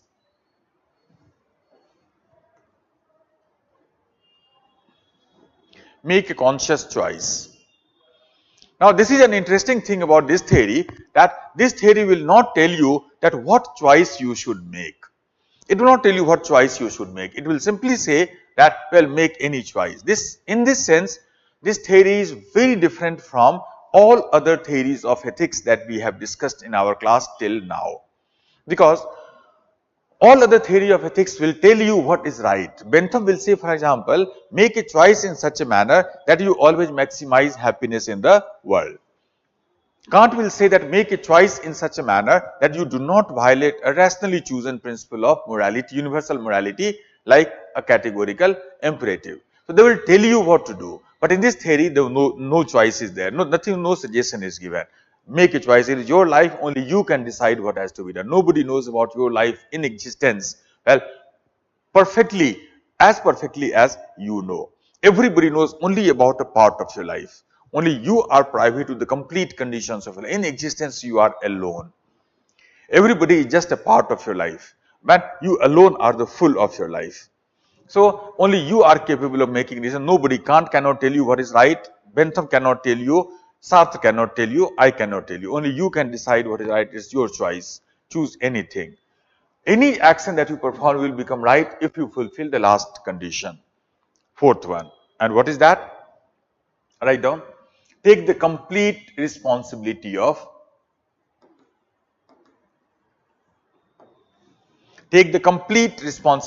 your choice, and take the complete responsibility of your choice and all its consequences. Take the complete responsibility of your choice and all its consequences. So this is what this theory will say, that once you take the responsibility, then any choice that you make will become right. Take the responsibility of your choice. Now, what is the meaning of the term responsibility? Responsibility, if you look at it, means that when you make a choice, then first of all, you are free in that. But more importantly, well, it is important for you. Responsibility means that this thing is important for you. But more importantly, well, responsibility means that you have to take the ownership of your choice. That even if the whole world is against you, then also it is your job to ensure that you take the responsibility. You have to ensure the work has to be done. It is your responsibility. You have to take the ownership. Do not put the ownership of your choice on someone else. So this is what is the meaning of the term responsibility in that case. Now, responsibility is such an important thing here in this theory. Because of that, I would like to talk about responsibility in a little more detail. Because responsibility, if you look at it, responsibility is not something that we take or we do not take. Responsibility is a scale, the way I like to understand that. Suppose, for example, there is a scale of responsibility. There are some people, they take complete responsibility of their life. They think that my life is my responsibility, my choice, and I alone can determine how to live my life. I will not allow others to dictate me how to live their life. Remember, we often allow the society or others to dictate how to live your life. That line that we accept blindly, Lakshman Rekha. So there are some people, they take the complete ownership of their life, that my life is my life, I alone have to decide how to do or how to live our life and how not to. They always make a choice and take the responsibility of that. Their life will be a good life. That is the definition of a good life according to this theory. On the other hand, there are some people who do not take any responsibility of their life at all, any ownership. They simply allow themselves to be controlled, managed, manipulated by, directed by the situation, society, other people in the family or the organization, etc. They think that I am nothing. Well, I am not responsible for anything. Everything happens because of the, well, conditions, situations, etc. They are the people, they take no responsibility. Their life would be a bad life. So in existential philosophy, good life and a bad life is not determined in terms of what actually you do. Good life and bad life is determined in terms of how much responsibility you take of your own life to live your life. So that is what is this. Of course, these are the two extremes. Some people take the complete responsibility, some people take no responsibility. Most of us are somewhere in between the two extremes. But according to this theory, more you are on the right side of that scale, better your life is. And more somebody is on the left side of the scale, worse that person's life is. So the quality of life is determined not by what you do, but how much responsible you think you are for your life. Life choices, life consequences, life outcomes. That is what responsibility means here. You know, a few years ago, I had watched a film. I hope some of you may have seen that film, Bollywood film, that I consider a pure existential film. So this film was based on a real story of a man in South Bihar who spent 22 years of his life in order to break a mountain and make a road across that. I hope that some of you may have heard about him. Dasarath Majhi was the name of that person. Now, in a real story, that Dasarath Majhi was a poor man in a village, and his wife, he loved his wife a lot, and his wife was ill one day and he had to take her to the hospital. But the hospital was on the other side of the mountain. There was a big mountain was there, and his village was on this side and hospital was on that side, and road was very curved road far away. So it took so much of time for him to reach the hospital because the road was so long to override consider the mountain, that by the time he could reach the hospital, his wife died. And he loved his wife a lot. Now, this death of his wife created that existential condition that we sometimes talk about, that life suddenly appears to be empty, nothing is there in the life now. Because he loved her a lot and such an important part of his life, well, was gone. Now, after that you can see that this person had many choices. One choice was that he could have committed suicide. Many people do that also. Life is nothing is left now. He could have married somebody else and lived his life normally. He could have devoted his life just to bring up his two children that he had. So he had many choices, but he made a choice that, well, since because of this mountain, I was not able to take my wife to the hospital on the other side, so I will break this mountain and make a road across that. And then after, he spent 22 years of his life to break that mountain, and by the end of 22 years, he was actually successfully able to break the mountain and, well, make a road across the mountain. Now, during this time, well, he tried to get help from anybody, government also. He went to as far as to Indira Gandhi, the prime minister at that time. But nobody helped him. The government did not help him. People in this village, they did not help him. Everybody started making fun of him that he is a mad person. What is he doing? Breaking a mountain? So everybody thought that he is a mad person. Well, nobody helped him. Nobody supported him. Everybody made fun of him, ridiculed him. Well, government again did not notice him. Nobody noticed him. But even then this person took that ownership. It's my choice, and even if the whole world is against me, then also I have to ensure that this work has to be done. 22 years he spent for that, and by the end of 22 years he was actually able to break the mountain and make a road across that. That is, now in this case you can see this is the responsibility. Now in this case perhaps you may not, none of us perhaps will spend 22 years of our life to break a mountain and make a road. So it may not be a very admirable thing, maybe as think that he did, perhaps nobody will like to do that, maybe many of us, most of us maybe, but even then his life was a good life, not because he was able to make a against a road, but because he took responsibility of his choice. He made a choice, and then after he took the ownership of that, he took the responsibility of that.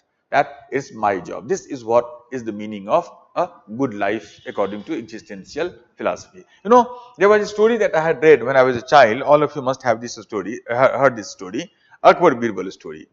There is a story about Akbar and Birbal that once Akbar, well, drew a line on the board and he asked everybody from his court that can you make this line smaller without touching it. Everybody says, sir, how can it be done? Sir, you have to make it smaller, you have to rub it off, you have to cut it off. So, without touching it, how can you make it smaller? To which, then after, so everybody said, no, sir, it can't be done, it can't be done. Then Birbal came and he said, sir, I can do that. How can you do that? Now, he simply went there and he drew a larger line, bigger line in front of that. The moment you draw a bigger line, well, this line has become smaller. Without touching this line, you have made it smaller. Now, this is a beautiful metaphor to understand existential philosophy. That in this metaphor, this line now, original line, that is life. Life is very small, as we have seen yesterday, that just imagine in front of the whole universe how small is our life, both in space and time. Life is very small, life is full of difficulties, problems, etc., etc. How to lead a life? How to live this life? Well, only way to live a good life is that draw a bigger line. Only way to make this life bigger, make the problems of life smaller is to draw a bigger line. That bigger line will be your choice. And then after, second thing that you have to do after making a choice, second thing that you have to do is to connect your life with the choice, so that this choice becomes meaning of your life. How do you connect this to that? Well, this is where the responsibility comes. Here's one. So by taking responsibility, we connect our life, which is small, with the choice that is bigger. That choice becomes meaning of our life. And after that, everything becomes smaller. That becomes meaning and purpose. There is a story in that film that I talked about, the Sarat Majhi wala film, that there is an event in that film. There is some insect, etc., some poisonous insect, etc., has bitten his toe. Now, this person took his own, you can say, instrument and cut his own toe, saying that if I die, who will break this mountain? Now, this statement that if I die, who will break this mountain? This statement is a strong existential statement, quotation I would say. So, this work that he had chosen for himself is so important, he thought, that without accomplishing this task, I can't even die. Death is also not a choice for me. I have to live because there is something that I have to do. Yesterday I told you this thing also. Albert Camus had said a similar thing, that should I kill myself or have a cup of coffee? No, I want to have a cup of coffee, that's why I should not kill myself. So death is not a choice. Having coffee is a choice. He said, death is not a choice. I can't die like this one. I have to break this mountain before that. So that is a strong existentialist. There is a quotation of some other philosopher, that existential. He said that a life worth living life must have something worth dying for. There should be something in our life for which we can live, and there is something in our life for which we are willing to die. If you find that important thing in your life, then that is what called meaning of life, purpose. That has to be found by us, that has to be created by us in a way. There is another interesting story in that film, last one, in the same film. The story is that there is a journalist. He actually made his story famous at that time. Now, this journalist often comes to him and talks to him in a way. One day, this journalist was talking to him and told him that, well, media is so bad. He was trying to talk about the corruption in media, the pressure in the media. That media is so bad, it's impossible to work for independently in media. There's so much of corporate pressure is there, marketing pressure is there, sales pressure is there, government pressure is there. I can't do anything that I want. There is no editorial freedom, there is no reporting freedom in media. He keeps on crying about that. To which this old man tells him that if this is such a difficult thing for you to work in the established media, then why don't you start your own newspaper? To which this journalist starts laughing and saying that, is it so easy to start a newspaper? To which this old man started laughing back at him and he said, is it more difficult to start, more difficult than breaking a mountain also? I am able to, I am willing at least, or trying at least, to break a mountain all alone. You say that you can't start a newspaper. What are you talking about? Is it more difficult than breaking a mountain? And then perhaps this young man started his own newspaper. So that statement itself, quotation may be, well, itself is an existential statement. Is it more difficult than breaking a mountain? existential philosophy will say so. So, idea of the existential philosophy is that in order to lead a good life, it's very important that we have a strong sense of purpose. Meaning, why do we live this life? So, that choice ultimately becomes the meaning of our life, purpose of our life. That allows us to live our life the way we want to.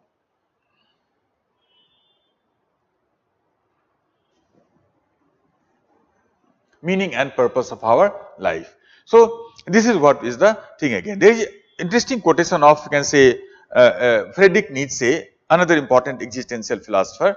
He said that if you have a why of your life, then you can find any how. That's a very important thing that he said. If you have why of your life, why to live this life, so well, then you can find anyhow. If not this, something else. If not that, something else. So if you have why, this person had a why of his life, that I have to live this life because I have to break a mountain. Find a how. How can you do that? So if you have a strong why, that is the meaning of your life, then you can find anyhow how to achieve that meaning in a way, because universe always gives you freedom to that. You know, there is a beautiful, you can say, dialogue in a film of Shah Rukh Khan. Tell me which film it is. Dialogue is something like this one in English translation, that if you desire something from the core of your heart, then the whole universe conspires to make it true. Now, that's a beautiful thing to say again. I hope that you can understand that. Om Shanti Om was the film. Now, if you desire something from the core of your heart, agar kisi cheez ko tum badi shiddat se chaho, this is the word in that film. So, what is the meaning of desiring something from the core of your heart? It means that this thing that you desire, your choice, is so important for you that that becomes the purpose of your life. Without this, life will become meaningless and purposeless. There is no way to live a life without that. So, if you desire something from the core of your heart, then the whole universe conspires to make it true. It's not that universe is conspiring. Universe has no interest in you. Remember that universe has no interest whether you live or not. Both of way you are equally. Just think of those people who die suddenly in a landslide in Uttarakhand.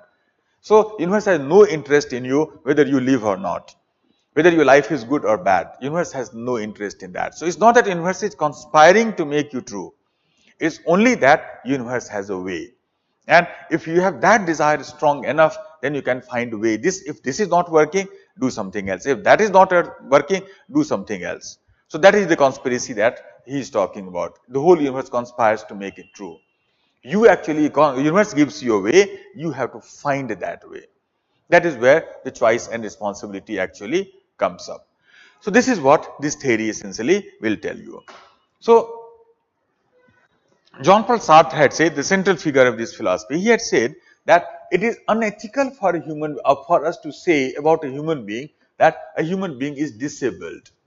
We often talk about disability. Physical disability he meant, but we can talk about any other social disability like caste, racial disability like black or slave, or you can say economic disability like poverty, or physical disability most importantly, that we can be blind, we can be lame, we can be, you can say, so we don't have the hands, some people don't have the legs, some people. So people can be physically disabled. He said that it is unethical, it is wrong to say that a human being can become disabled. No, human being can never be disabled. Because disabled means what? That person has no ability. It is unethical to say about it. Ability means a choice. He said that this is unethical for us to say about a human being that he or she is disabled. Instead of that, we have to use the term differently abled. He used the term differently able. So human beings are not different. He was the person who suggested this term differently abled for disabled people, and this is the term that we normally use nowadays.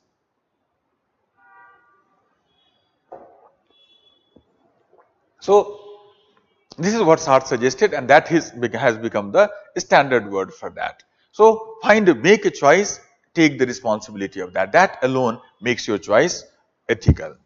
Now, one last thing, one way to understand this whole thing can also be something like this.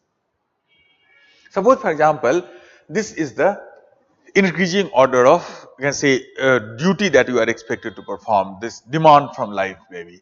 Now, every society, you know, as we have seen in our earlier class, creates certain, he said, this idea that I am going to briefly talk about here, it was Nietzsche's idea. Friedrich Nietzsche, one of the early existential philosopher. Now, Nietzsche had said somewhere that there are two morality that exist in the world, two types of moral system, two types of morality. Let's talk about these two types of morality in some detail. Suppose society always creates certain duty for us. Certain duty for us that yes, this is your duty as a son, this is your duty as a, you can say, daughter, this is your duty as a brother, sister, etc., etc. Society always creates a duty for us. Most of the people in the world blindly follow that duty. So if you blindly follow your duty is basically that Lakshman Rekha that is drawn around you, that you must keep yourself within that Rekha, that line. So people who follow the duty, well, they follow a morality which he calls a slave morality.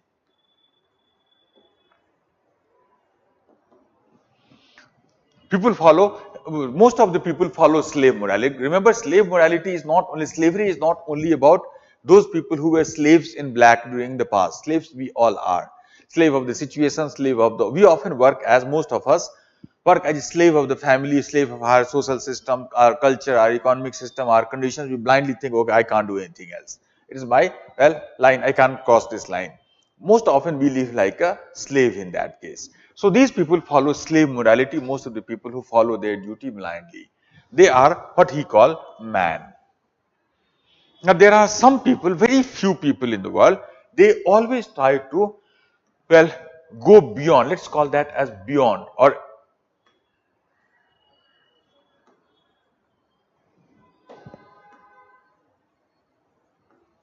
they are the people who often go beyond their duty. Then and the people who go beyond their duty and create their own moral system rather than their own line, rather than blindly following the line drawn around them by the society, they follow a special type of, well, he said, they follow a special type of morality which he calls master's morality.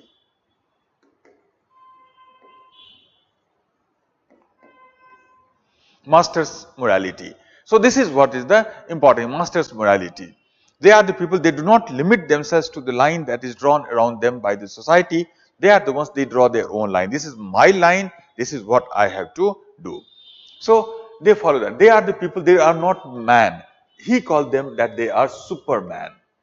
Well, he used the term superman very commonly at that time. This became very famous in the, well, cartoons also. Well, he used the word, actual German word was Ubermensch. Ubermensch was the original word, German word, which is often translated in English as Superman, or sometimes some people also translate that as above man. Uber, above, Uberman. So he said that such people can say follow master's morality. They do not limit themselves to the line drawn around them by the society. They always push the boundary and make their own line. So they always make their own choice. This is what I have to do, rather than blindly doing what society chooses for them to do. They are, because they are the people, they create. They are the people who follow the duty. They are the slave morality. They become history. They are the people, they create history, they create a new line, they create a new meaning of human life, what it means to be human. If you look at Indian mythology, then you will see that Indian mythology, there are two great characters are there. One can be considered to be a man of duty and other can be considered to be an existential person in that case. If you look at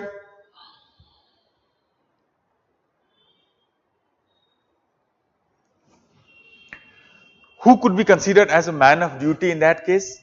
I hope some of you may have thought about him already. Ram would be an example of that. So Ram was known as a man of duty. He was known as Maryada Purushottam. That everything that he as a, can say, Maryada Purushottam, he follows all his duties. He fulfilled his duty as a, well, he fulfilled his duty as a, say, prince, his duty as a son, his duty as a brother, his duty as a husband, his duty as a friend, his duty as a king. So he always fulfilled all his duty. He was a Maryada. Maryada means what? Maryada means duty, that line. He always maintained the line. He never crossed that line, and whatever line that was there that he was expected to follow, he was a Maryada Purushottam, he was a man of duty. But there was another personality in our, can say, Indian mythology, who is not essentially known for following his duty as Ram, but he was always considered to be perhaps greater than Ram also in the mythological, well, greatness scale maybe. Well, I think that some of you may have understood him. He would be Krishna. Krishna was an existential person in that case. Just look at life of a Krishna. That as a small child, he did everything wrong that a child could do. Stealing makhan from his, you can say, from many places and all, always misbehaving with the girls, well, harassing them, snatching their, you can say, clothes, for example, sari, or breaking their matka. So, all the harassment, or you can say the molestation that you can imagine, had he been today perhaps, then he would have been one of the most famous accused of, well, Me Too movement perhaps. So he did everything wrong that a naughty child can do. 11 years, 14 years of age, he started his education when he was sent to Guru Vatsyayan, and he turned out to be one of the most learned person of the time. As a brave person, he killed Kans, and as a coward, he ran away from Jarasandh. He is known as Ranchor because of that. That he ran away from. Can you ever imagine Ram running away from a battlefield? Well, he would have died in, you can say, in a battlefield rather than to run away. That would have been Kshatriya Dharma, that would have been a duty of a Kshatriya king. You cannot run away from the situation like that. But Krishna chose to run away from Jarasandha also. He left Mathura and he went to Dwarika also to settle there. So many such things you can find about. In the beginning of Mahabharata war, he took an oath that he will not take any weapon during the war.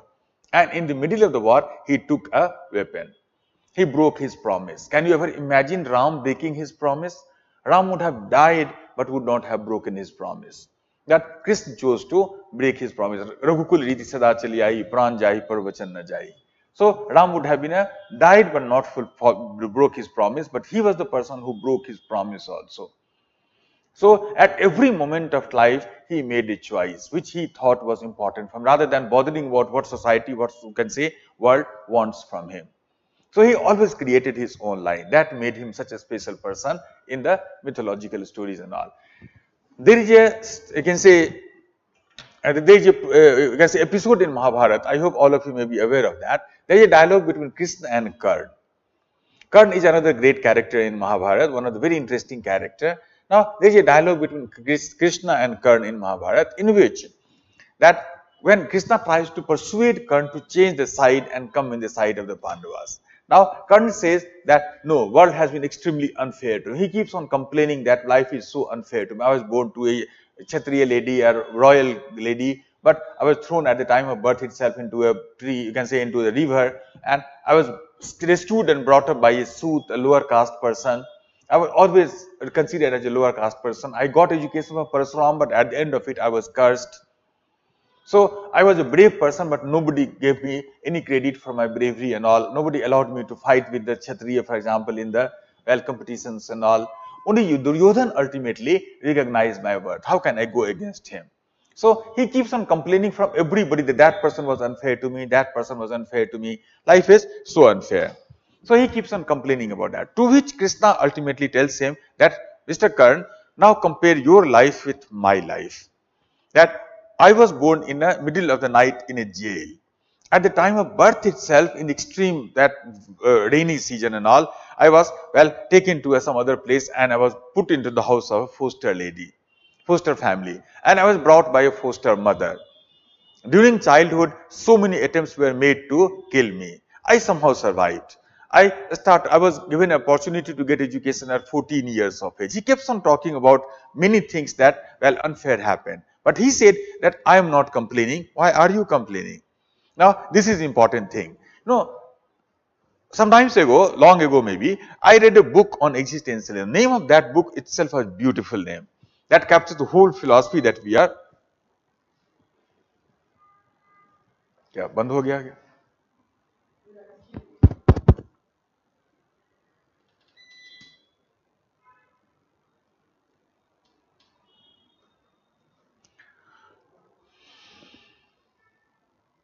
क्या करना है?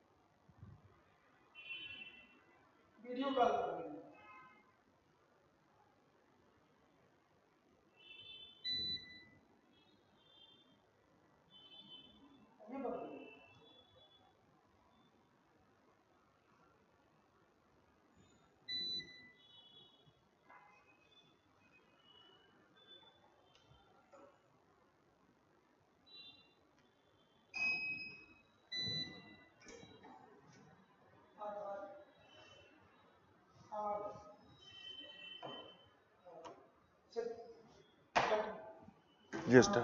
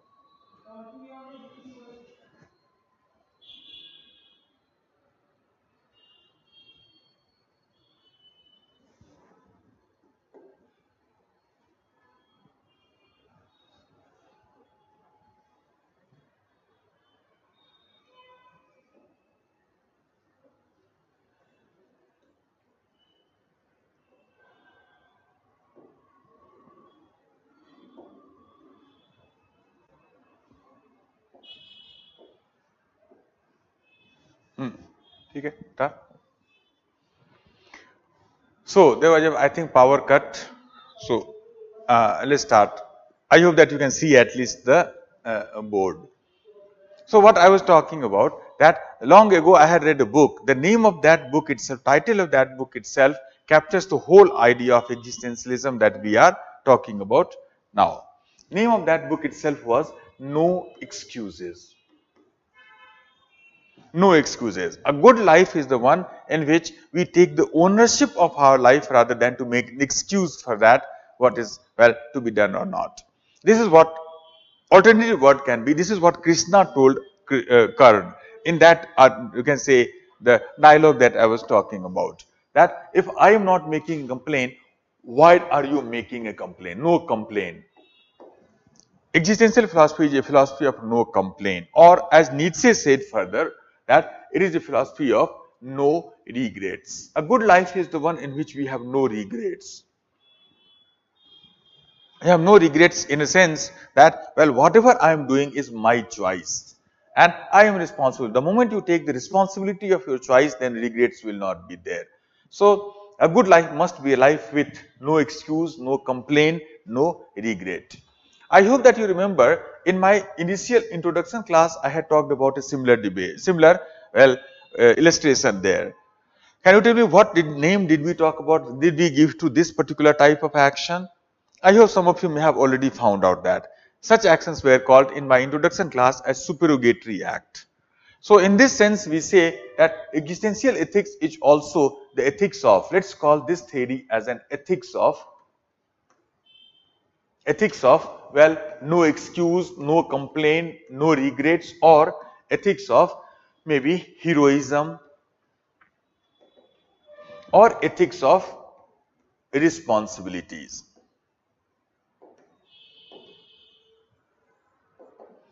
So what makes us a hero? In that class I have talked about the example of Gandhi, Mother Teresa, Neerja, etc. So they were the people, they were heroes. What made them heroes? Because they took the responsibility of their choice. They made the choice, and then after they took the responsibility, that complete responsibility in a way. So this is what is the good life according to the existential philosophy. So that is the idea of a good life. This is the ethics of all of these three things. These 4 or 5 things well combined together. That is the idea of existential ethics, existential philosophy. So that's all about the existential philosophy, an important theory. I think there was a question which might be relevant here.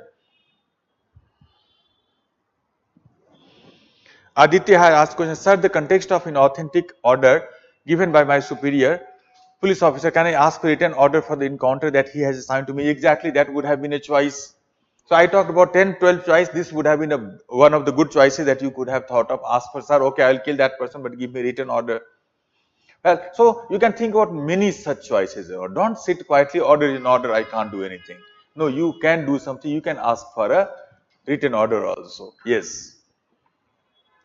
Next question, sir. There were few months ago several encounters have been had been seen in Uttar Pradesh. Is it right or wrong? And those policemen who did this thing, is we call them as supermen, or they did this beyond their duty? No, it was a bad thing because these people did those police officers, they killed the person not because they made a choice. They simply followed the political situation, orders may be given to them. So they acted in bad faith. That's why I told you, you have to make a choice that yes, is it the right thing that you have to do again? So Sartre will say that most of them, remember I told you earlier that you can say the most of the bureaucratic wrong that happens, it happens because of the acting in bad faith, inauthenticity. That orders are given to us, and without realizing, without thinking what is right and wrong, we blindly follow that order. Holocaust happened because of that. Holocaust happened because of that. Because majority of the people who were part of the German system, they became a machine in that case. They simply started doing whatever, blindly started following whatever order was given to them. So most of the bureaucratic wrong happens because of this thing, that well, people don't think. They simply start following orders given to them by their superiors, rather than deciding what is it that they have to do, what is right and what is wrong. They don't take the responsibility, they don't make a choice. That is a inauthenticity, that is acting in bad faith.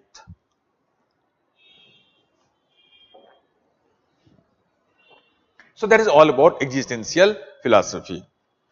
Now, last important theory of ethics that we will discuss now in our class would be virtue theory.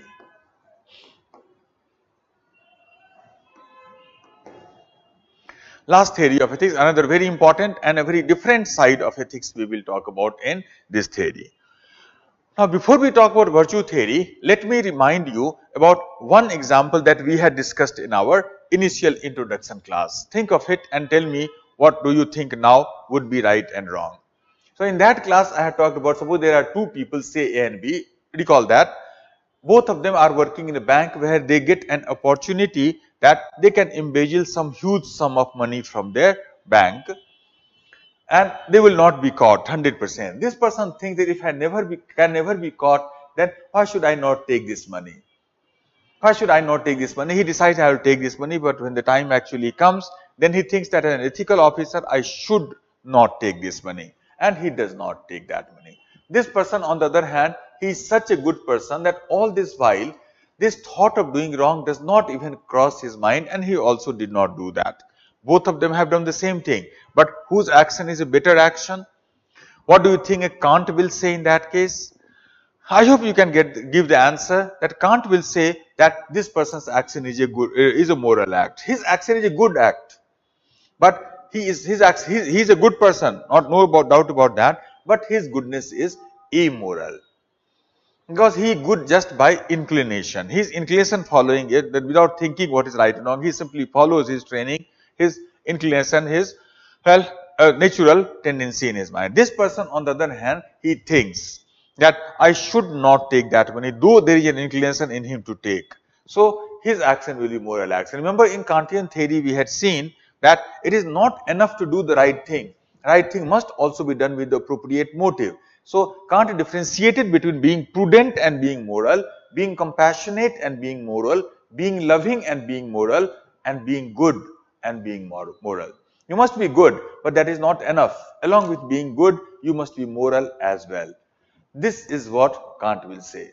So, but if you still think that B is a better person, then you will get your argument in this theory. Because this theory will say that we are going to talk about next, that B is a better person and well, his action has a higher moral worth, higher moral value. This is what this theory will say. So now write down a few lines. Write down a few lines. According to virtue theory, the goal of ethics is not just to decide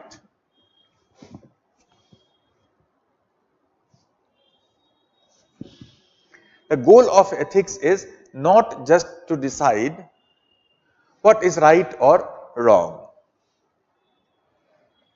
Is not just to decide what is right or wrong, but rather it is to develop the character of the person.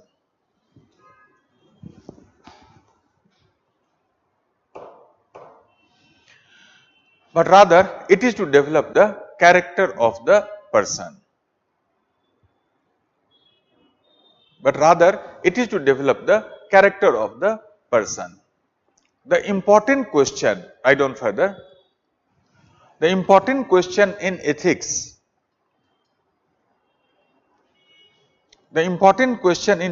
is not,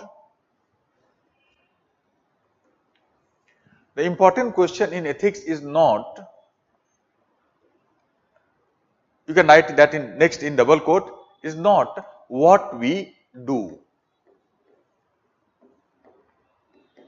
Important question is ethics is not what we do.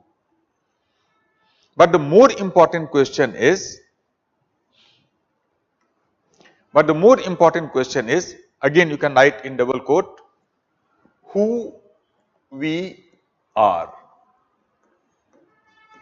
More important question is who we are. Who we are. They focus more on, write down further, they focus more on being a good person. They focus more on being a good person, developing a good character,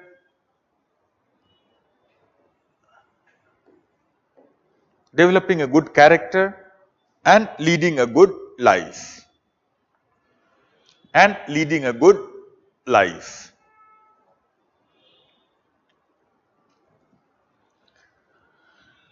So this is what these people will say. They will say, like virtue theory, as we will explore in more detail in the next class, virtue theory will say that, well, the goal of ethics is not to decide what is right and wrong in this situation, but rather it is to develop the character of the person. So important question that we need to ask and answer is not what we are doing right now and next. More important question is who we are. That is, a person is more important rather than action that he performs. And because of that, they focus a lot on being a good person, as you will see throughout the next class, that they talk about good person, having good character, leading a good life, etc. Focus is always on the good rather than right. So right action is not important thing, it is the being a good person is more important according to them. So that is how these theory will talk about morality. Now next important question comes up is that what is the meaning of that good? How do you define what is good and what is bad? This is what we will talk about in the next class after a break. So after the break we will talk about what is the meaning of good and how that good can be promoted, achieved in the society. So